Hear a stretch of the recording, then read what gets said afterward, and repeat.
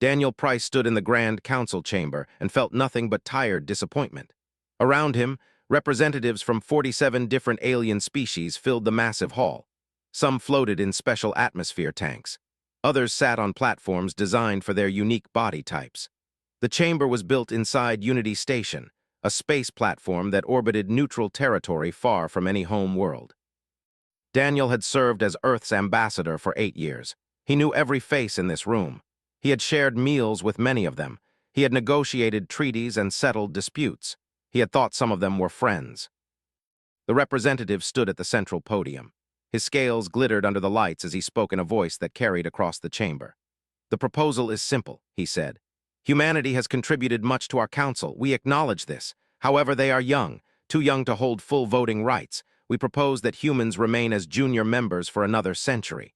They will continue their military service, their economic contributions, and their scientific research.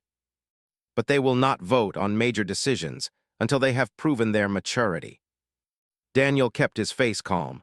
Inside, something cold settled in his chest. Junior members, after everything humanity had done. He thought about Mitchell. She was a captain in the human fleet, and she had led joint military operations for the past 6 years. When the raiders attacked the Pelian colonies, tactical genius had saved millions of lives. She coordinated forces from 12 different species, and they won because she knew how to make different military styles work together. He thought about the doctor had spent 10 years sharing Earth's medical advances with the galaxy. 3 different plagues had been stopped because taught alien doctors how human medicine worked. He never asked for payment. He just wanted to help. He thought about Brandon Cole. The engineer had rebuilt the home world's radiation shields after their sun became unstable. Brandon worked for 2 years straight, barely sleeping, making sure 30 million children could grow up without dying from radiation sickness. He thought about Brooks. She coordinated refugee relief for the Pelian exodus when their home world's atmosphere collapsed. She organized transport for 8 million refugees and found them new homes across 20 different worlds. She held dying children in her arms and promised them they would be safe. "Junior members." The finished his speech. "We call for a vote," he said, "all in favor of maintaining humanity's junior status." The representative raised his appendage first. Daniel remembered negotiating a trade agreement with the just 5 months ago. The agreement had given them access to human agricultural technology that would feed their growing population. They voted yes. The delegate voted yes next. Daniel had helped settle a border dispute between the and another species just last year. He had spent weeks finding a compromise that satisfied everyone. They voted yes. One by one, species after species voted in favor. Each vote felt like a slap. The voted yes. Humans had provided them with defensive weapons when pirates threatened their trade routes. The voted yes. Human engineers had helped them build 3 new space stations. The voted yes. Human doctors had saved their queen's life just 18 months ago. Daniel watched the voting board light up. Green lights meant yes. Red lights meant no. Yellow lights meant abstaining from the vote. The board filled with green.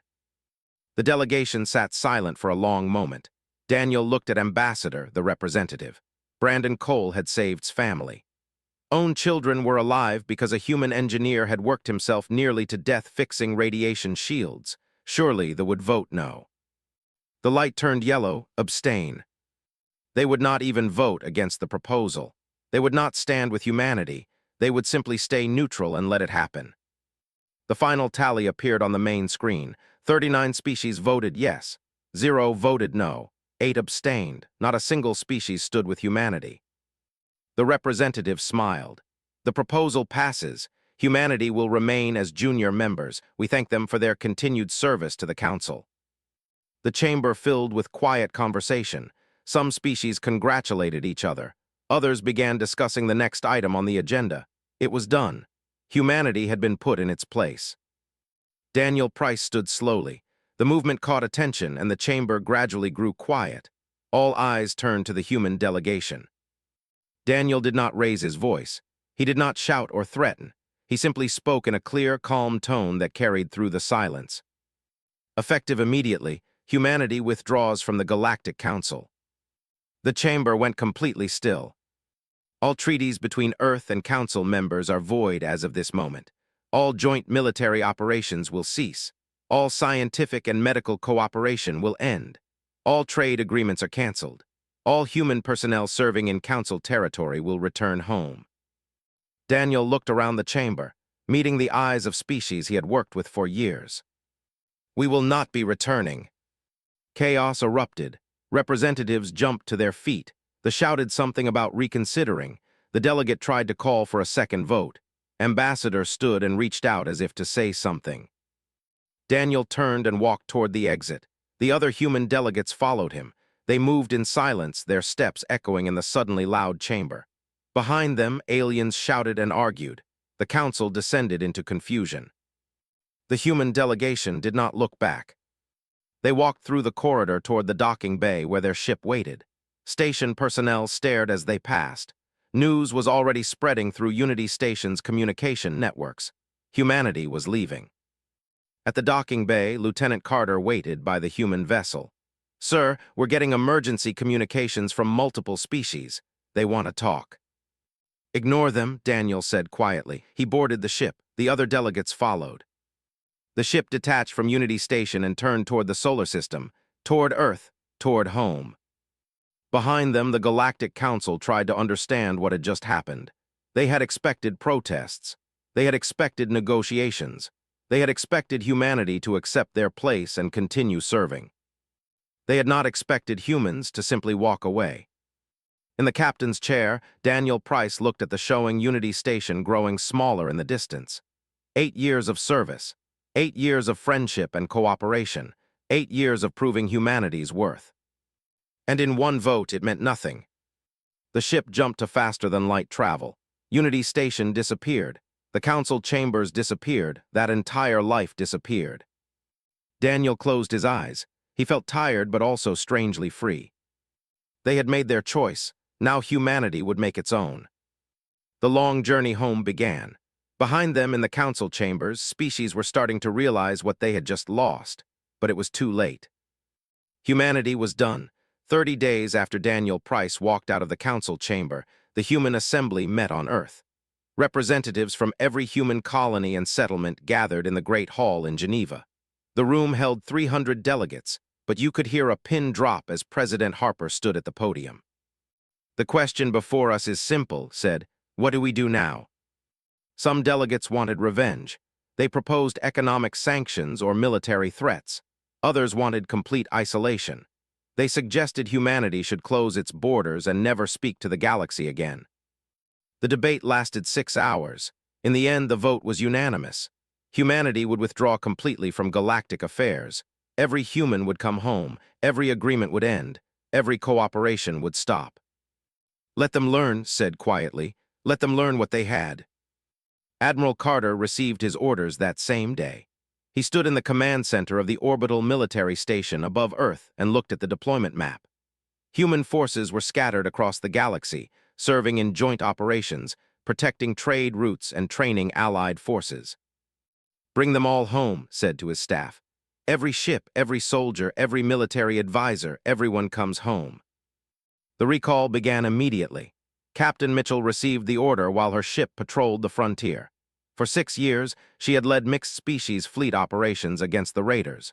Her tactical skills had kept the raiders from advancing into Council space. Read the order twice to make sure she understood. Then she activated the communications system. "All human vessels," she transmitted. "Recall to Earth, effective immediately. End all joint operations." Her crew looked confused. "Captain, what about the patrol schedule?" her second officer asked. "The fleet is counting on us for the northern sector." "Not our problem anymore," said. She felt strange saying it. For years, protecting these trade routes had been her mission. She knew every danger point, every hiding spot the raiders used, every trick that kept the shipping lanes safe. But the council had voted. They had decided humanity was not mature enough to have a voice. Fine, let them protect their own trade routes. The human fleet began the long journey home. Behind them, gaps appeared in the defensive line. The raiders would notice soon enough. Commander Greg Taylor commanded the human forces on the frontier defensive line, a string of military stations that protected Council space from external threats. His troops had trained Allied soldiers for 5 years, teaching them tactics and strategies. When the recall order came, Greg gathered his officers.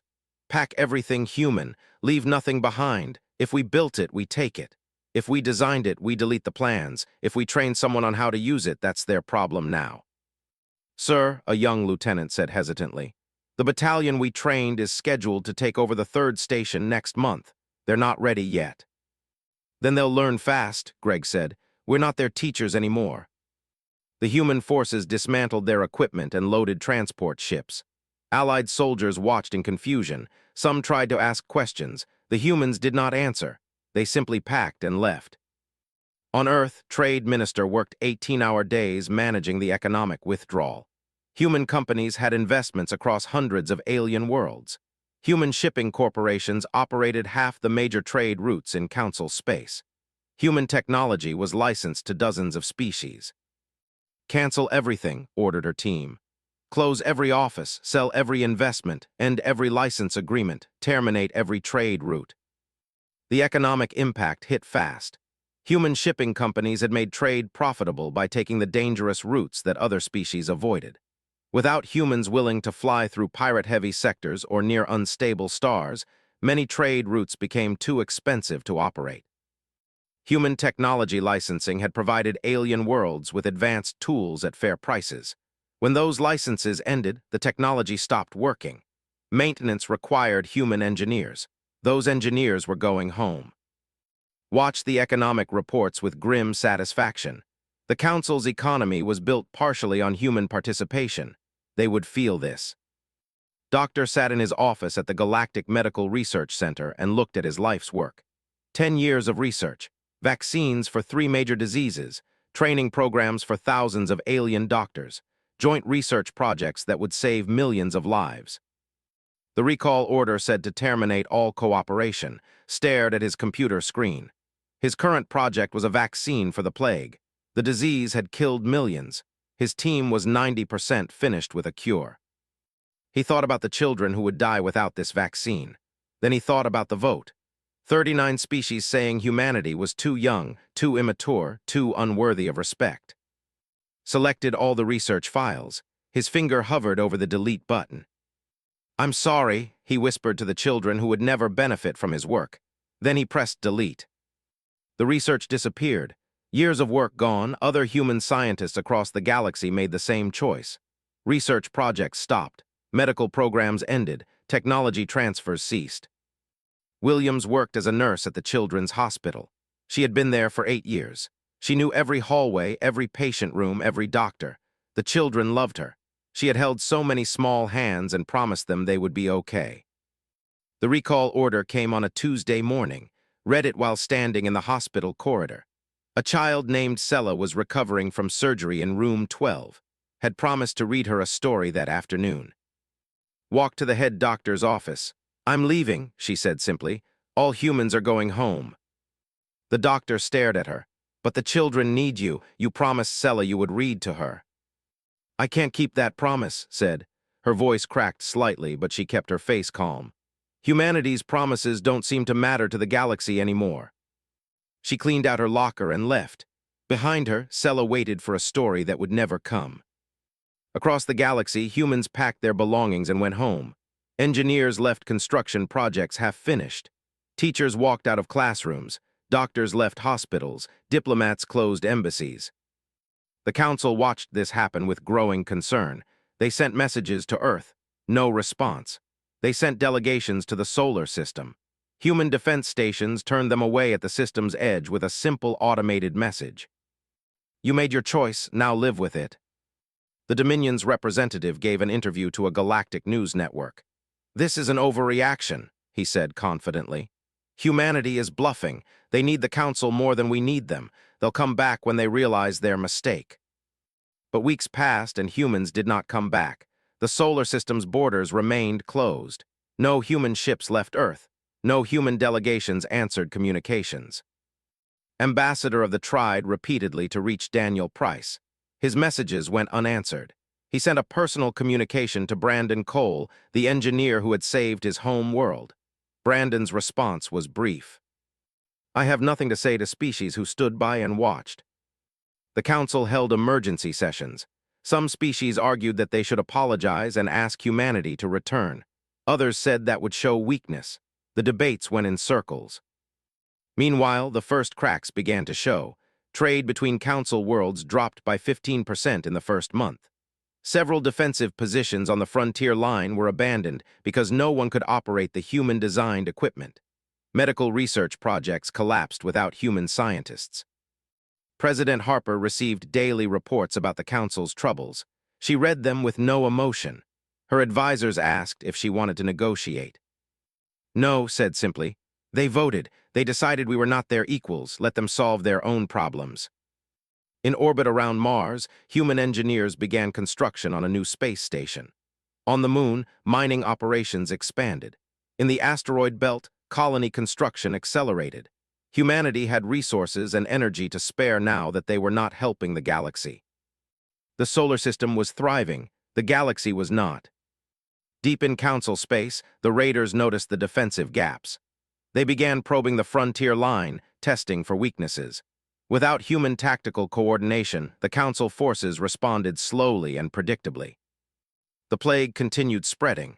Without the vaccine had been developing, millions more would die.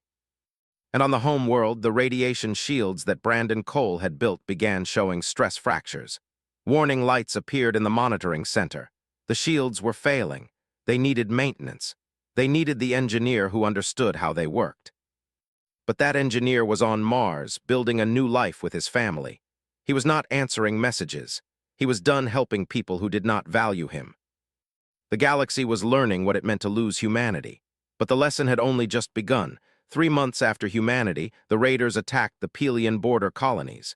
The attack came at dawn, a coordinated strike on 3 settlements simultaneously.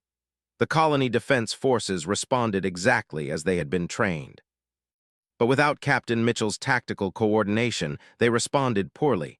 Each colony tried to defend itself independently.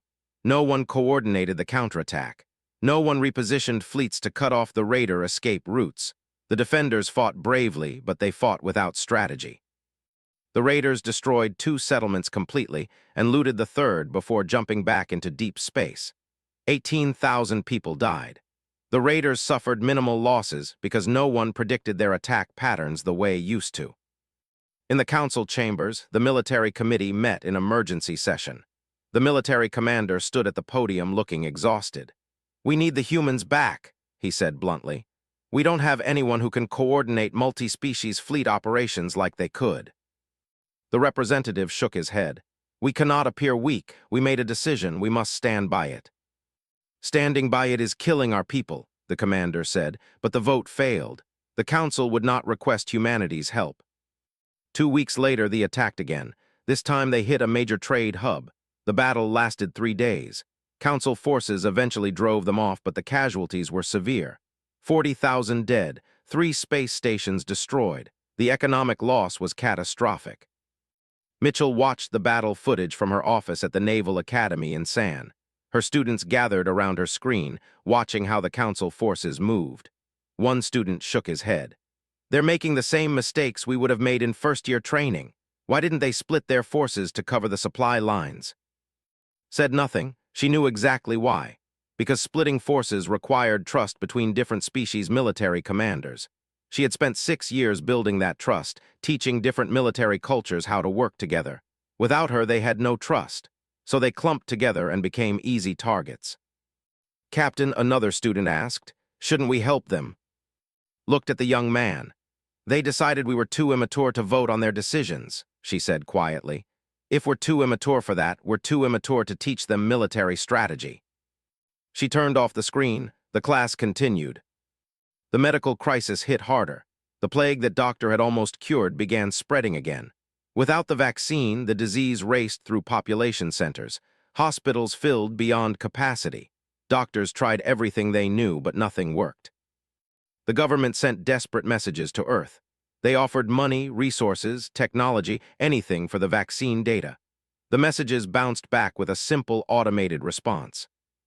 "All research cooperation has been terminated." Doctor saw the death tolls on the news. 5 million dead in the first month. 10 million in the second month. The numbers climbed higher every day. His colleagues at the Galactic Medical Research Center sent him personal messages begging for help. Sat in his new laboratory on Earth and stared at those messages. He thought about the children dying in hospital beds.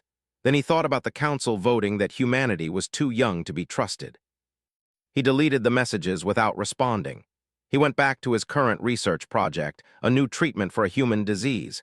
His skills would benefit his own species now. The galaxy had made its choice.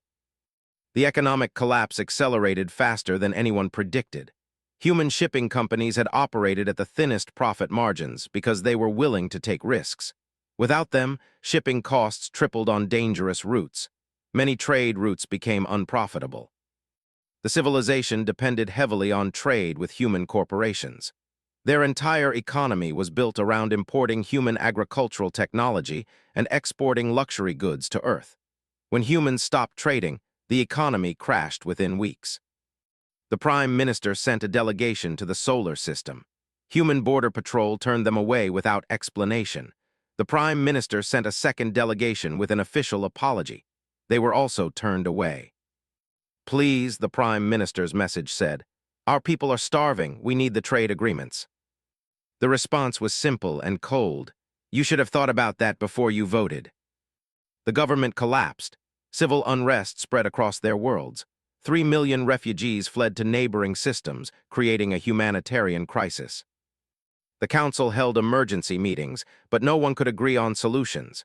Some species wanted to apologize to humanity and beg them to return. Others insisted that would show weakness.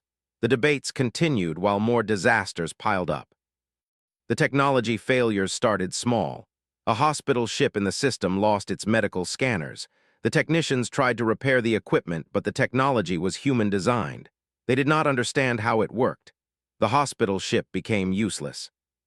A water purification system on a colony world shut down. The system was a human design installed 5 years ago.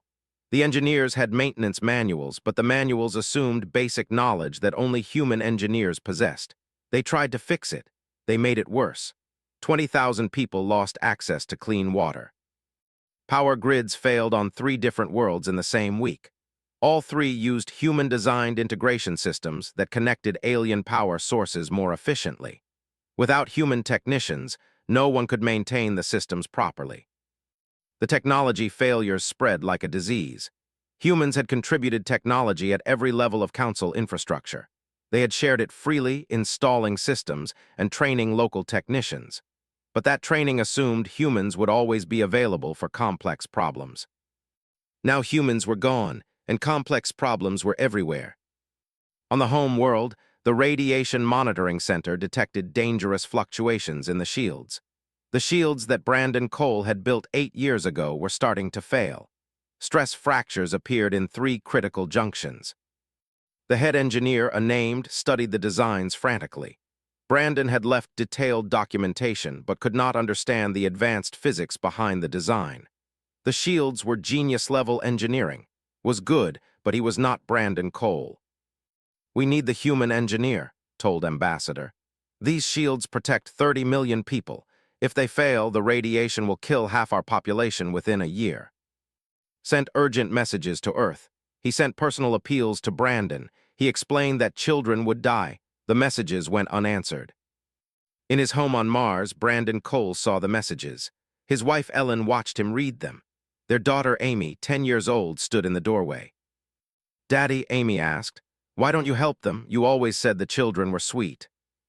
Brandon closed his eyes. "Because they voted against us, honey. They said we weren't good enough." "But children are dying," Amy said. Brandon had no answer for that. He lay awake that night thinking about 30 million facing death from radiation. He thought about the children he had met during his 2 years on their world.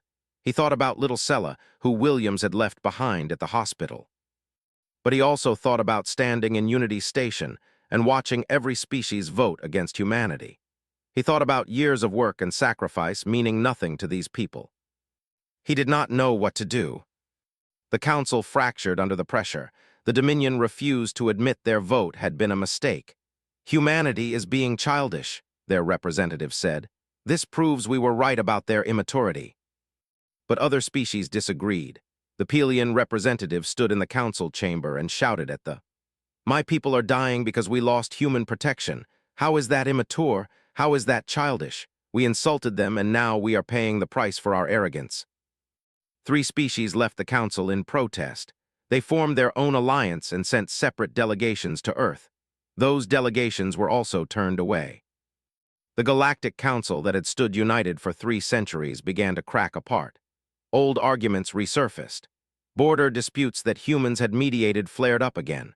Without humans as neutral arbiters, species that disliked each other had no one they trusted to settle conflicts.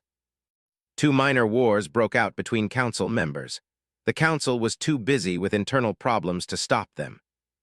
President Harper received reports about all of this. Her military advisors told her the raiders were advancing. Her medical advisors reported that the plague was mutating and might soon affect other species. Her economic advisors said the council's economy was in free fall. "Should we offer assistance?" her chief of staff asked. Looked at the reports. She thought about the vote. 39 species saying humans were too young, 0 species standing with them. "No," she said, "not yet. Let them feel it a while longer." On the behind her, a news report showed the home world. The radiation levels were rising. Time was running out. 6 months after humanity, the raiders destroyed the Frontier Defense Station 7. The attack came without warning, a massive force that overwhelmed the defenders in less than an hour. 30,000 soldiers died in the battle. Most were, but casualties included members from a dozen different species. The battle analysis was devastating. The Council forces had made every mistake possible. They had not scouted properly. They had not positioned backup forces. They had not predicted the attack pattern.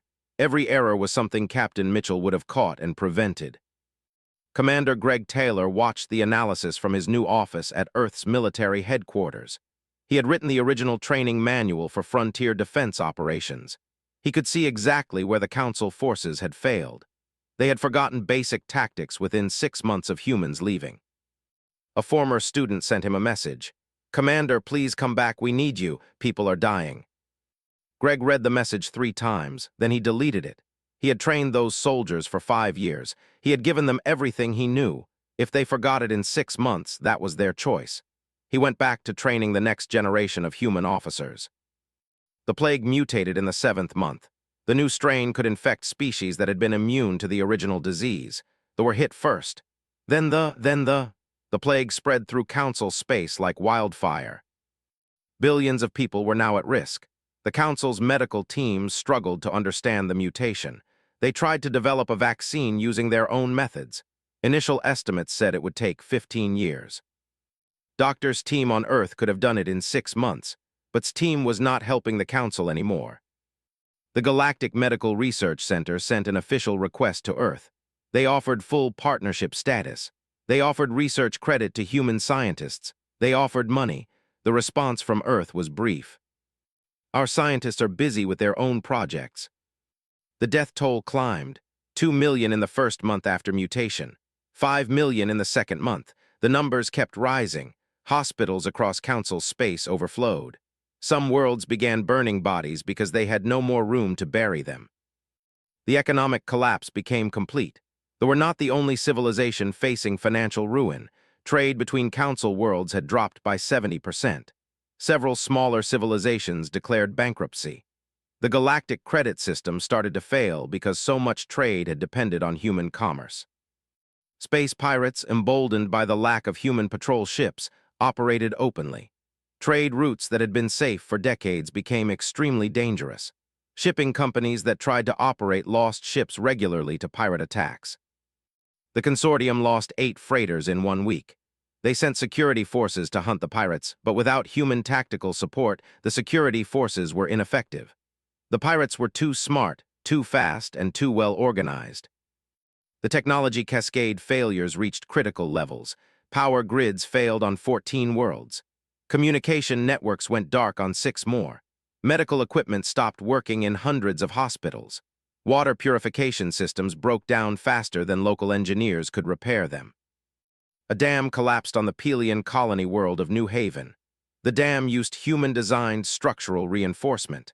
The local engineers had not maintained it properly because they did not understand the advanced materials. When it failed, the flood killed 12,000 people. The dam's destruction was not sabotage or attack. It was simple incompetence.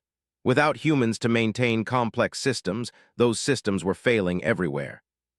Ambassador of the became desperate. The radiation shields protecting his home world were deteriorating rapidly. The monitoring systems showed red warnings across every sector. They had maybe 3 months before catastrophic failure. Sent a message directly to Brandon Cole's personal communication line. He included video of children playing in a park, unaware that invisible radiation was slowly killing them. "Please," said in the message, "I know we failed you. I know we should have voted differently. I abstained when I should have stood with humanity. I was a coward, but these children are innocent. They did nothing wrong. Please help them." On Mars, Brandon watched the video with his daughter Amy sitting next to him. Amy saw the children and started crying. "Daddy, they look sick. You have to help them." "It's not that simple, baby," Brandon said. "Yes, it is," Amy said. "You know how to fix the shields. They need you. You always told me we should help people who need help." Brandon's wife, Ellen, stood in the doorway.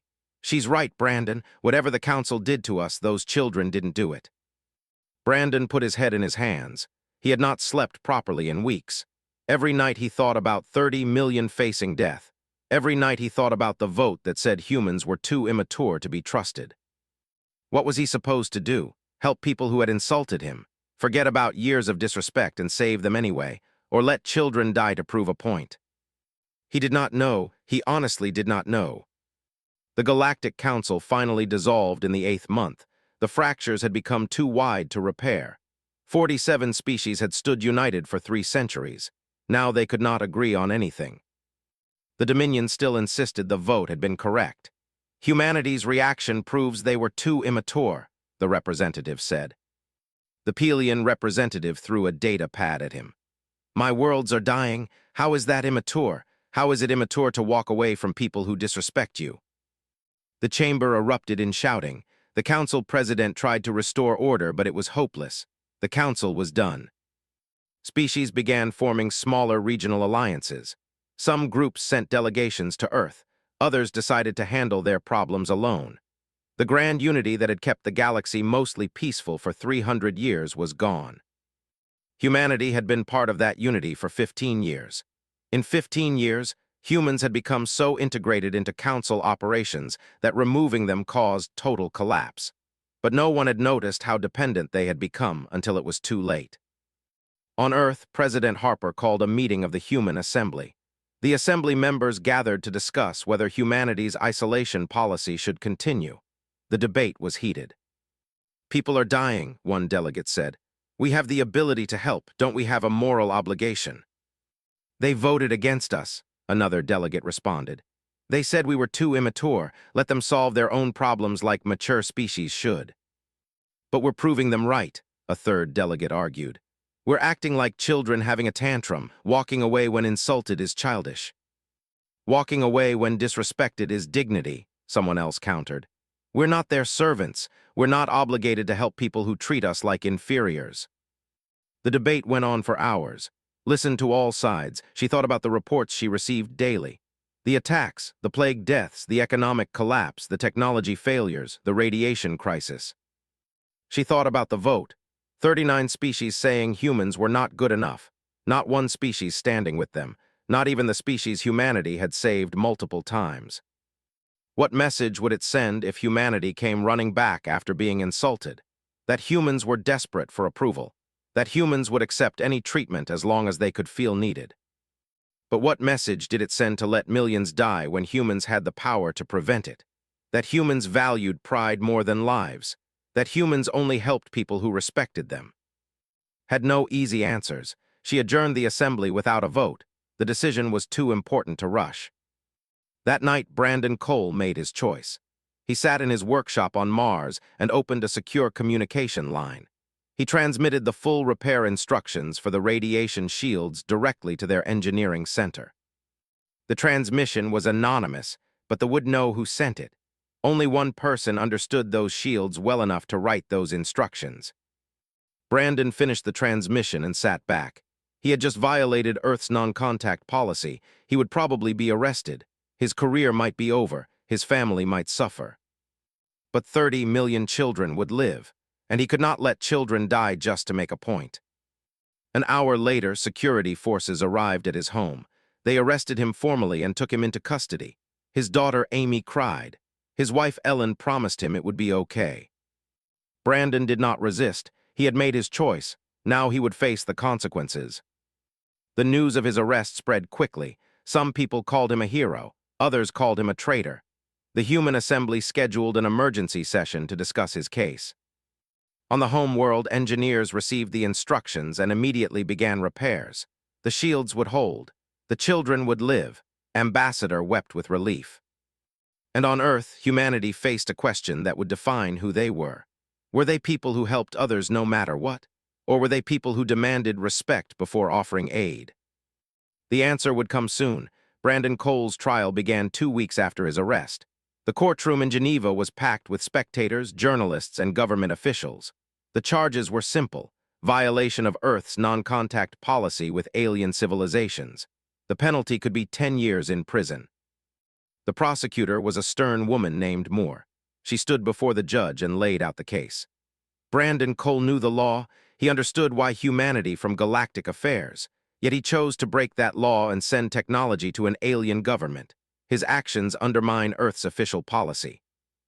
Brandon's defense attorney argued that the law was unjust when applied to humanitarian situations. My client saved 30 million lives. He acted out of compassion, not malice.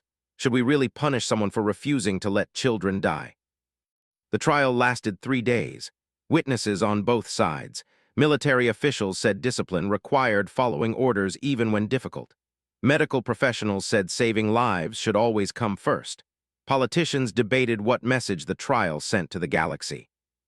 On the 3rd day, Brandon's daughter Amy took the stand. She was only 10 years old, but she spoke clearly. My daddy always told me that being strong means protecting people who can't protect themselves. He said that's what makes someone a good person. The children couldn't protect themselves, so my daddy protected them. Amy looked at the judge. If my daddy goes to jail for saving children, then the law is wrong. The courtroom went silent. The judge looked at Amy for a long moment, then at Brandon. I will issue my ruling tomorrow, the judge said. That night, protests erupted across Earth. Millions of people took to the streets demanding Brandon's release. Hero, not criminal, their signs said. Social media exploded with debates about humanity's isolation policy.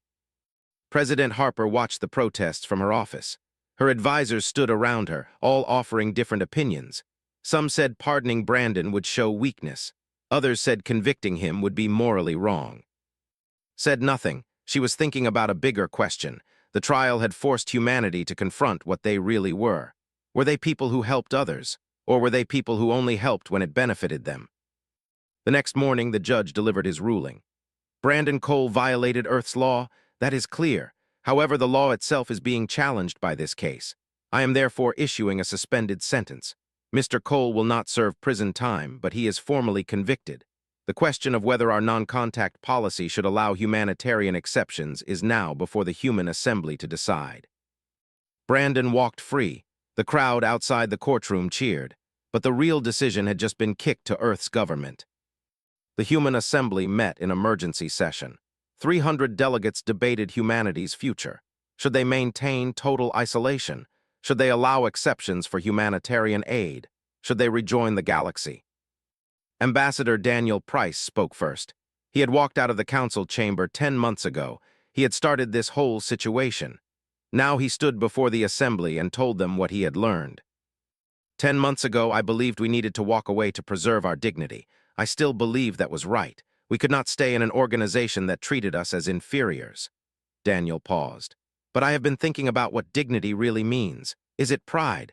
Is it refusing to help people who wronged us? Or is it knowing who we are and living according to our values regardless of how others treat us? He looked around the chamber. Brandon Cole showed more dignity than I did. He saved children even though it cost him everything. He did not do it for recognition or respect. He did it because it was right. That is real strength. That is real maturity. The assembly erupted in discussion. Delegates argued passionately on all sides. The debate continued for 6 hours. Finally, President Harper called for a vote. The question is simple. Should humanity end its total isolation policy and allow humanitarian assistance to alien civilizations, even those that voted against us? The vote was close. 162 in favor, 138 against. Humanity would help again, but on new terms. Address the assembly. We will offer humanitarian aid where needed, but we will not rejoin the Galactic Council as it existed. We will not accept junior status. We will not serve people who do not respect us. If the galaxy wants our help, they must meet us as equals. 3 days later, 17 alien delegations arrived at the edge of the solar system. They had been waiting for weeks, hoping humanity would change its policy. Now they sent a joint message to Earth. We come not as superiors, but as equals seeking help. We acknowledge our mistake. We should have stood with humanity when it mattered. We failed you, and we are sorry. We ask not for forgiveness, but for a chance to build something better. Read the message carefully. These were not the species that had pushed the original vote. These were smaller civilizations, ones that had abstained or voted out of fear. They were not asking for humanity to come back. They were asking for a new start. Let them approach, ordered. We will hear what they have to say. The delegations landed on Earth. Among them was Ambassador of the. He carried a message from his entire world. Brandon Cole saved our children. We owe him a debt we can never repay. We should have stood with humanity when the vote happened. We were cowards. We ask for a chance to prove we have learned from our mistake. Also brought something else, a proposal for a new galactic organization. The old council was built on hierarchy. Some species were senior, others junior. That structure failed. We propose a new alliance built on equality. Every member has equal voting rights. Every member's voice matters the same. No species is more important than another. The proposal had been signed by 23 species. They were waiting to see if humanity would join. Studied the proposal. This is different from before, she said to her advisors. They are offering real equality. It could be a trick, one advisor warned. They might just want our help and then revert to the old ways. Or it could be real, another advisor said. We won't know unless we try. Made her decision. We will join, but with conditions. Any species that tries to reduce humanity to junior status again will be expelled immediately. Any species that disrespects any other member will face consequences. This alliance will be built on mutual respect, or it will not exist at all. The 23 species agreed. The new Galactic Alliance was formed. 3 months later, Daniel Price walked back into a council chamber. But this time, everything was different. The chamber was smaller, with only 24 seats arranged in a circle. No species sat higher than another. No one had more power than anyone else. Daniel sat in humanity's seat, directly across from Ambassador. To his left sat the Pelian representative. To his right sat the commander who had admitted they needed human help. The first session began with a moment of silence for all those who had died during the 10 months of chaos. Millions had died in attacks. Billions had died from the plague. Thousands had died from technology failures and economic collapse. We remember them, the Pelian representative said. And we remember why they died, because we forgot that respect must be earned and given mutually, because we thought some species were better than others. We will not forget this lesson. The session continued with practical matters. The raiders were still a threat. The plague still needed a cure. Economies still needed rebuilding. Doctor volunteered to lead a team to develop the plague vaccine. Captain Mitchell agreed to coordinate new defensive strategies, began negotiating fair trade agreements. Brandon Cole, now pardoned and given a medal for humanitarian service, started teaching younger engineers how to help maintain alien technology. But things were different now. Humans were not doing this work as servants or as junior members. They were doing it as equal partners, and the other species understood the difference. On Earth, protests continued, but now they were celebrations. Humanity had walked away when disrespected. They had stood firm on their principles, and they had come back only when treated as equals. They had proven their maturity not by accepting insults, but by knowing their own worth. In his home on Mars, Brandon Cole sat with his daughter Amy and watched news coverage of the new alliance.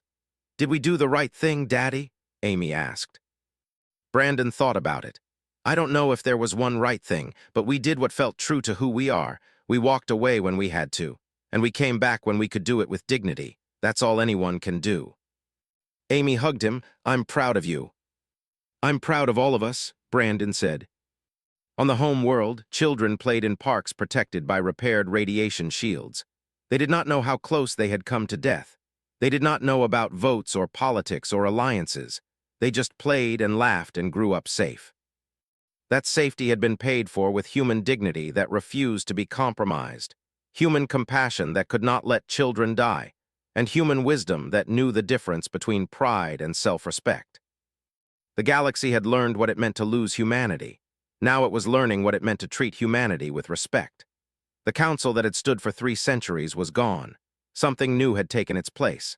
Something built not on hierarchy, but on the simple recognition that all species, all people, all beings deserved equal dignity. And at the center of it all was the lesson humanity had taught by walking away. That sometimes the greatest strength is knowing when to leave, and the greatest wisdom is knowing when to return. The Galactic Alliance was small, imperfect, and struggling with enormous problems, but it was built on respect, and that made all the difference. In the council chamber, Daniel Price looked around at the faces of the other ambassadors. Some he had known for years, others were new, but all of them looked at him as an equal. "Let us begin," Daniel said, and the work of building a better galaxy continued.